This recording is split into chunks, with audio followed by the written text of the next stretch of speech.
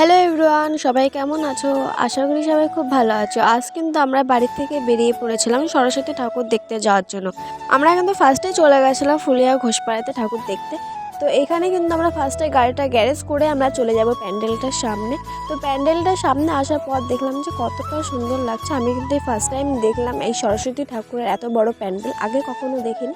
আগে যখন দেখেছি ঠাকুর দেখতে গেছি তখন নর্মাল ঠাকুর দেখেছি। তো তখন দিনের বেলা গেছিলাম ঘুরতে, এবার কিন্তু রাতে আসলাম ঠাকুর দেখতে, সরস্বতী ঠাকুর দেখতে। তো ফার্স্টে কিন্তু আমরা চলে গেছিলাম প্যান্ডেলের ভেতরে ঠাকুরটা দেখতে যাওয়ার জন্য। তো ডেকোরেশনটা কিন্তু অনেক সুন্দর লাগছিলো। তো তারপরে কিন্তু এখানে ঠাকুরটা দেখার পর আমরা এখানে কিছুক্ষণ ঘোরাঘুরি করার পর মেলার দিকে চলে আসলাম। তো তারপরে এখান থেকে মেলার ভেতর আসার পরে কিন্তু আমরা এখান থেকে খেয়ে নিয়েছিলাম ফুচকা। বেশি একটা ভিড় হয়নি মেলার ভেতর, দেখতেই তো পাচ্ছ কেমন ভিড় হয়েছে, দু একটা লোক, বেশি লোক হয়নি। তো তারপরে কিন্তু এখানে আমরা ফুচকা খাওয়ার পর আমরা খেয়ে নিয়েছিলাম কিন্তু এখান থেকে আইসক্রিম। এই আইসক্রিমটা নেওয়ার পরে কিন্তু আমাদের কিন্তু আইসক্রিমটা খাওয়ার পরে কিন্তু প্রচুর ঠান্ডা লাগছিলো। তো তারপরে কিন্তু আমরা এখান থেকে কিছুটা মেলা ঘোরাচ্ছিলাম, তো জিনিস সব কিছু দেখছিলাম।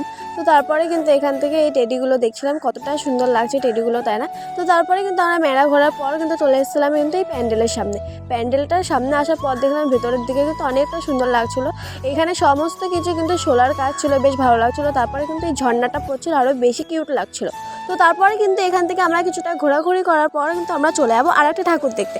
তো এখানে আসার পরে কিন্তু অনেক সুন্দর লাগছিলো, এই প্যান্ডেলটা কিন্তু অনেক সুন্দর লাগছে। তো তোমরা তো দেখতেই পাচ্ছ কতটা সুন্দর লাগছে।